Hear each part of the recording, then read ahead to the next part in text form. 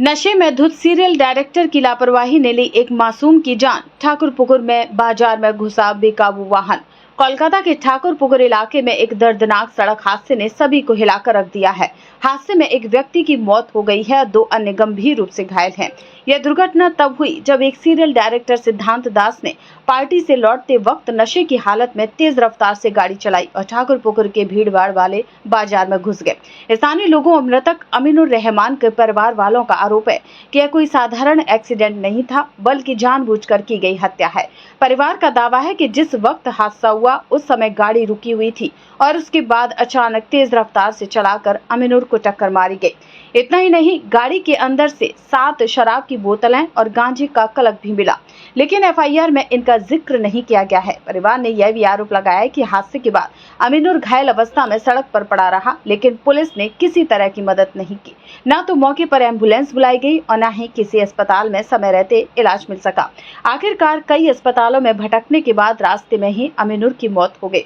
उधर पुलिस ने डायरेक्टर सिद्धांत दास को गिरफ्तार कर लिया है और उनके खिलाफ अनिच्छुक हत्या की धाराओं में केस दर्ज किया गया है।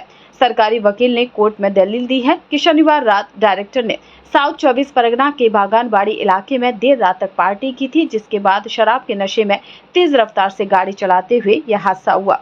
कोर्ट ने आरोपी की जमानत खारिज कर दी है और इसे 10 अप्रैल तक पुलिस हिरासत में भेजा गया है। इस पूरे मामले में कई अहम सवाल खड़े कर दिए हैं। क्या सिर्फ अनिच्छुक हत्या की धारा पर्याप्त है? क्या नशे में गाड़ी चलाना एक गंभीर अपराध नहीं है?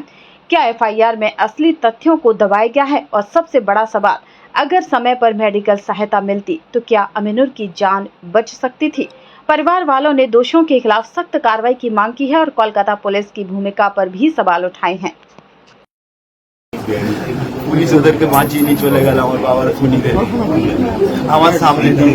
আমি যখন আমার বাবার খুনিকে ধরেছিলাম পুলিশ আমাকে ছাড়িয়ে দিয়ে ওদেরকে গাড়িতে তুলে নিয়ে চলে গেল। আমার বাবা জানে কি টাকা দিয়ে লাগাচ্ছে। এখন পুলিশ বলছে সেটেল করে নিতে, টাকা দিয়ে পুলিশ বলছে টাকা দিয়ে সেটেল করে নিতে।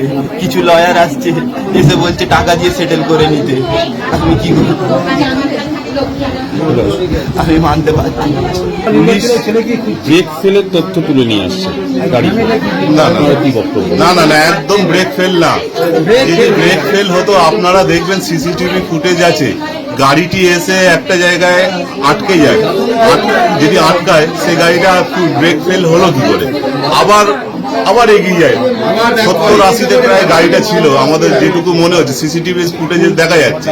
গাড়ি ব্রেক ফেল হলে কোনোদিন দাঁড়াতে পারে না। গাড়ির মধ্যে থেকে পাওয়া গেছিল, গাড়ির মধ্যে থেকে যেটা থানার ওখানে পাওয়া গেছে, থানায় বার করেছে, মদের বোতল পাওয়া গেছে, গ্যাজার কলকে পাওয়া গেছে, গাঁজা পাওয়া গেছে, 7খানা মদের বোতল ছিল, কিন্তু কোনো আমরা এফআইআর ওইগুলো কোনো উল্লেখ পাইনি। কি মনে হয় প্রভাবশালী বলে ওদেরকে বাঁচানোর চেষ্টা হচ্ছে কোনোভাবে প্রশাসন থেকে। টাকা অফার করা হয়েছে? আমার কাকার ছেলে, আমি তো হসপিটালে সারাক্ষণই ছিলাম কাকার সঙ্গে, তো কাকার ছেলেকে বিভিন্নভাবে থানায় ডেকে বলা হয়েছিল যে তোমরা একটা সেটেলমেন্ট করে নাও। ওর অ্যাডভোকেটও সেইভাবে ওর সঙ্গে আলোচনা করে, মানে পয়সার বিনিময়ে প্রাণ। সেটাই ওরা করতে চাইছে, পয়সার বিনিময়ে প্রাণ। ওদেরকে বাঁচানোর চেষ্টা করা হচ্ছে কোনোভাবে। আপনার পুলিশের ভূমিকা নিয়ে কি বলবেন? পুলিশ তো আমাদের সেইভাবে কোনো সহযোগিতা করিনি। আমরা নিজেদের ইচ্ছাতে আমরা সেইভাবে গাড়ি করে নিয়ে গিয়ে ওনাকে হসপিটাল কস্তুরি থেকে আবার আমরা ক্যালকাটা হসপিটাল থেকে আমরা পিজিতে নিয়ে যাই, সেখানেও সিট পাইনি আমরা। সেখান থেকে আমরা আবার নেতাজি নার্সিংহোমে আমরা নিয়ে আসি। ততক্ষণে আমাদের পেশেন্ট খুব অবস্থা খারাপ হয়ে যায়।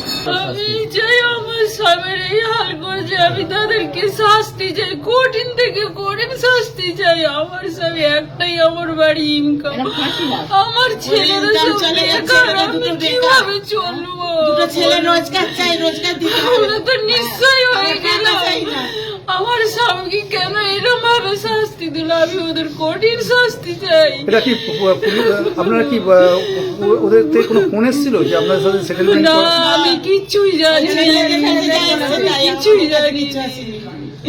আমি তো বাড়ি থাকি। আপনি কোথায় গেছিলেন? আমি ঘরে গেছি, আমার স্বামী বাজারে গেছে। এইরকম ভাবে ড্রাগস করে, এইরকম ভাবে রাস্তায় অসহায় মানুষগুলো এইরকম ভাবে এইরকম গ্রস্ত করে আপনার কি শাস্তি চাইছেন? আমরা কঠিন ওদের ফাঁসি চাই, ওদেরকে ওইরকম শাস্তি চাই আমরা। কেন এইরকম ভাবে রাস্তায় ড্রাগস করে এইরকম ভাবে নিরীহ মানুষগুলো কেন এরকম সব করে দেয়?